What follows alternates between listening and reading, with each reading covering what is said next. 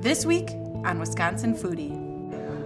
David Boucher, owner of Amaranth Bakery. Our goal around food is to enjoy it. And we started to realize that there was an opportunity and a place for a community-oriented space. So this used to be a tavern. Correct. And I often, when I go into a new place, drink what the bartender's drinking. In this case, I'd like to bite into what the baker likes. It's a Finnish pulla. So it's a Scandinavian rich butter egg bread. Oh man, that's great.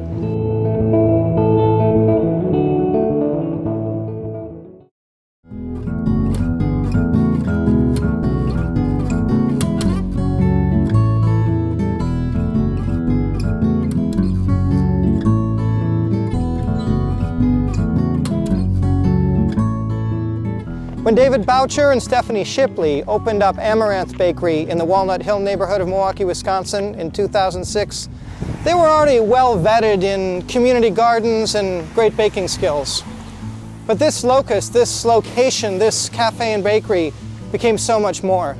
There's a place where people break bread, where community happens, where the living entity of what food and thoughtfulness can pull together across a table.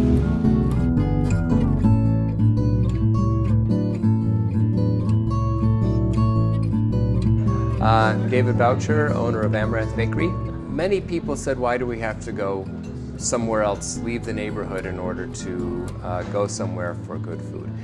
And we started to realize that there was an opportunity and a place for us to open a space, have it a community-oriented space, as a cafe, as a meeting place, as a space for just good food and conversation. I guess our goal around food is to enjoy it.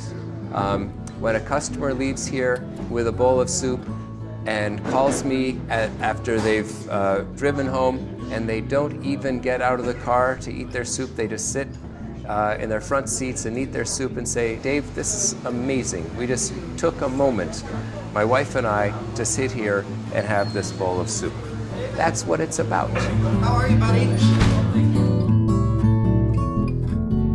I like the Amaranth story because you started in community gardens when nobody talked about them. Right. And then you did some work with Growing Power, if I remember correctly. Right. And so the natural transition is, yeah, just open a bakery in the neighborhood you love, right? It seems logical, right?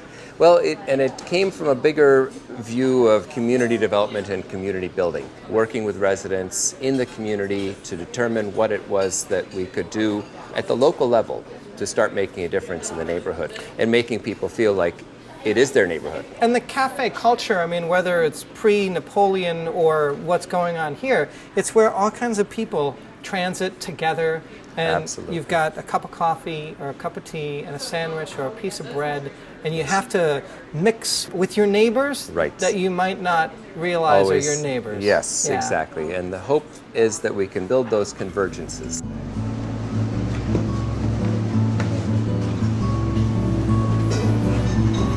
Stephanie, Yes. hello!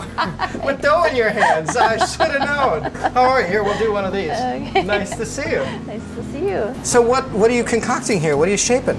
This is whole wheat buttermilk that I'm making into sort of a knot roll. It's a stone ground whole wheat flour, buttermilk, salt, and a little honey. I'm sure they're going to be delicious. I want to know your story. How did you and David decide, I want to make great bread and I want to be part of the community and all that jazz? I bought the building, this building in 2000, and we were trying to figure out what are we going to do with an old tavern.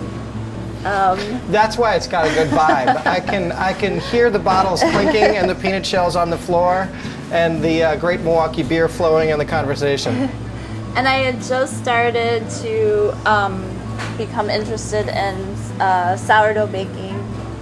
I started my own yeast culture, so I've had that going for 15 years now. But it's all yeast that was gathered from this place. Yeah, it's the terroir of this building. That's really cool. So this started as just some flour and water that I left out. I didn't take someone else's culture and start it from there. I just started with flour and water and just let it basically gather yeast from the air. So you're kind of a culture snob. You wanted your own culture. I wanted my own Right. culture. You didn't want someone else's I wanted culture. an original culture. Yeah.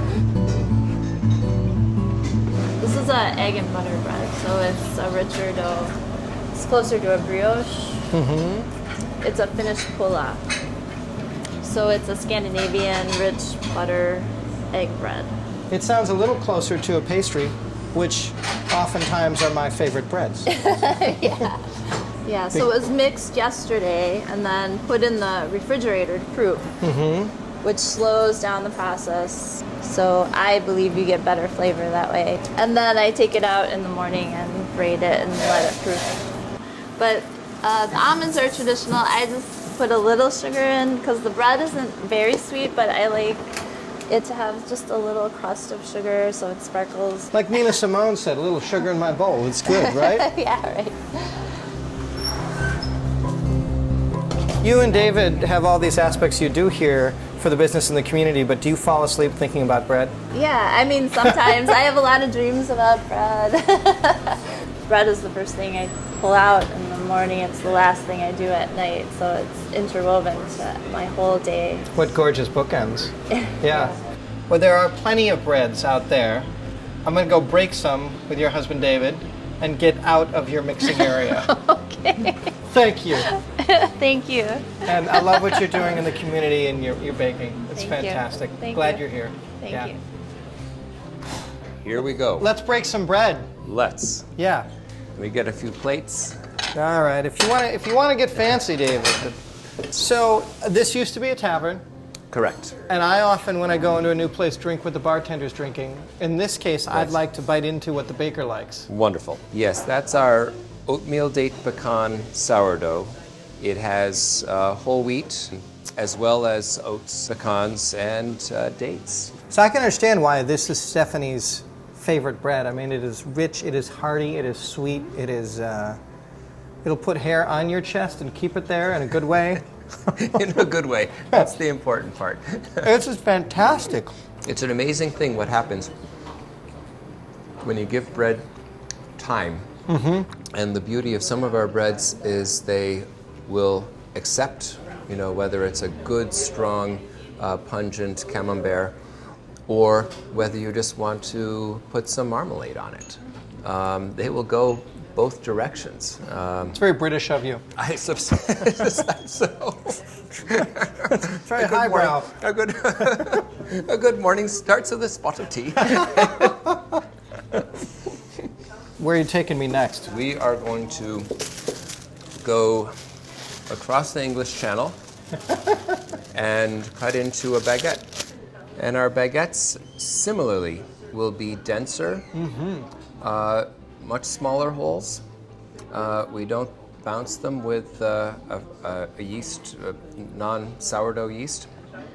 And so it will be something that, in fact, you can put condiments on. Right. And won't go through. Yeah, this is a thick, almost doughy, it's a distinctive baguette. It's not one of those grab and go and you're eating a crusty outside but a lot of air, which is fine in that French tradition, but this is a whole different animal. This is a working baguette. Right. Yeah. Right. So this is if I remember from talking to Stephanie in the back, this is a Scandinavian style bread. Yes. Little sugar, almond slivers on top. Right. And your same great sourdough starter. Yes, in a brioche. In a brioche. Right. Okay. Yeah. And so softer, richer, obviously. This it just yields to a little tug. Right. This is a delicate, fantastic. Yes, it is. Yeah. This is not a bruiser. Oh man, that's great. Melts. With a rich coffee, or even a salty pastrami to go. With that egg wash and that sugar. Yes. That is great. And if you don't finish it during the week, amazing for French toast. It would be incredible. I was just thinking Absolutely. that. Yeah. Amazing. Yeah.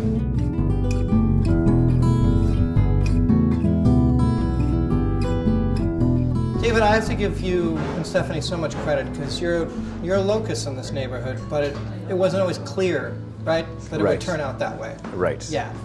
We didn't, quite frankly, anticipate having this be so successful. We thought, okay, 5 years, we'll see what happens. We are now within a week of our 9th year, and it just keeps getting stronger. So it's very gratifying. I'm going to grab a loaf on my way out. Wonderful. Maybe 3. Right, Yeah. yes. Thanks, buddy. Thank you. We'll be back and break bread again. Wonderful. Yeah, terrific. Look forward to it. See ya. Yeah, Thank you. Take care.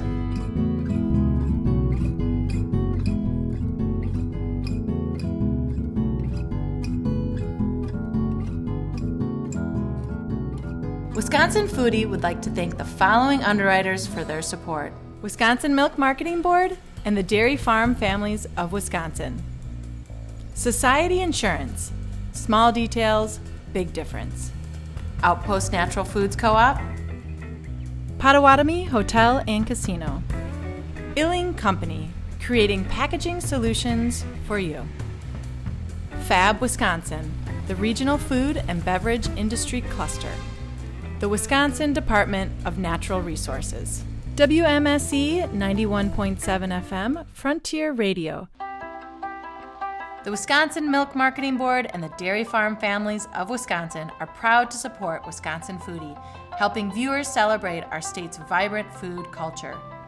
With nearly 11,000 family dairy farms, the Wisconsin dairy industry generates more than $26 billion annually for the Wisconsin economy and brings recognition to the state for producing award-winning cheeses.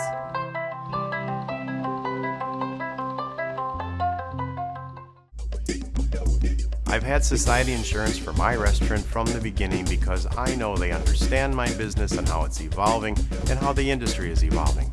You're going to have the coverage and the support you need for your unique operation. The Milwaukee region has the highest concentration of jobs in food, beverage, and ingredients manufacturing in the nation. From production to processing, right down to our plates, our regional food industry offers career opportunities to fulfill your dreams and feed the world.